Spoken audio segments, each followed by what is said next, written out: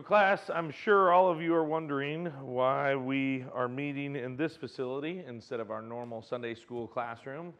Well, for those of you that don't know, this is St. Mary Baptist Church. It's historically an African American church. Tomorrow is MLK Day, which I'm sure you've heard that before, but what is MLK? Who is Martin Luther King Jr.? That's what I wanted to talk to you about today. I wanted to give you some insight into Martin Luther King Jr., the civil rights movement, what he did for us and what he has done for us now historically through this time period into the civil rights movement. And then why do we celebrate a day for Martin Luther King Jr. and a month for Black History Month next month, February. Well, you guys know that I love to use props. And I like to bring things special into the class. So give me a minute. Go outside.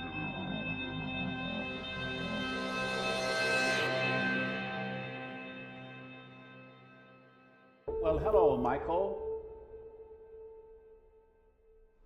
How do you know my name? My name's France Davis, Pastor France Davis. I was born in the middle 1940s. I've been around. Can I tell you a story?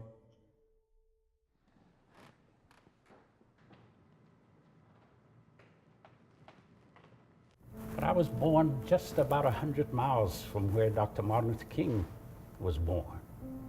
Didn't know him.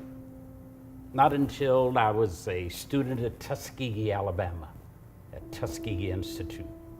And there, when I met him, what a joy. He was a magnificent speaker. He could hold an audience without a problem. So we as students decided that since he'd come to town to lead the march from Selma to Montgomery, Alabama on voting rights, we'd join the march. So we marched some 40 miles from Selma to Montgomery. The same march that happened on March 7th? March 7, 1965. I was born during those days of separate but equal.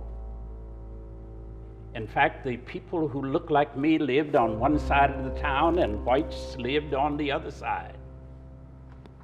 It was against the law to go to a place marked white only if you were colored, or to a place marked colored if you were white. And Mrs. Vaulaluzo came to help us from up in Michigan, a white woman. And she was riding in a car and was tragically shot. And until this day, as far as I know, we don't know who did the shooting. But we marched on and got up to the Capitol. And just before we got there, we spent the night on the Catholic Church community's grounds. But when we got to the Capitol, we could see the curtains moving up at the top of the Capitol, where perhaps Governor George Wallace was looking out the window. There, Dr. King, along with many other speakers, Harry Belafonte, James Baldwin, Peter, Paul, and Mary, and many others. But Martin Luther King stepped to the microphone, and it was like turning on the electrical current when he delivered his "How long, not long" speech. My job has been to help highlight that. So I led marches from the federal building up to the Capitol. I introduced the bill for the Martin Luther King holiday in the Utah State Legislature and got sponsors, debated one of the adamant opposers to the Martin Luther King holiday. And at the end of the debate, guess what happened? He volunteered to sponsor the bill. And we got the holiday the third Monday in January as a legal public holiday in the state of Utah. Dr. Martin Luther King Jr. was a man of the book, the Bible.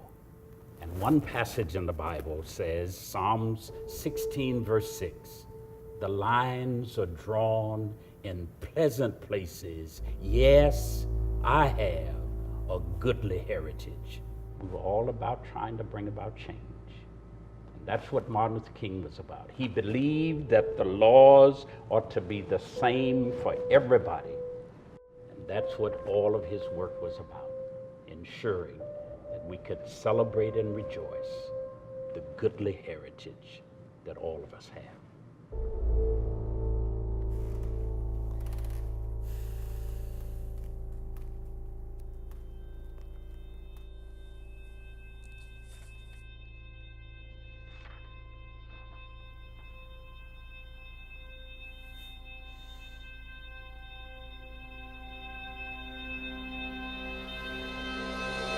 Do you hear me? Michael, do you hear me? Yes, sir. I don't understand what's going on with you lately, Michael. You missed the whole lesson. I mean, did you hear anything that I had to say? Any of it? I'm sorry, sir. But I did hear you.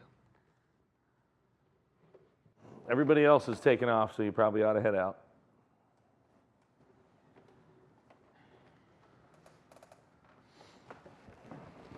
Thanks. Michael, you left this.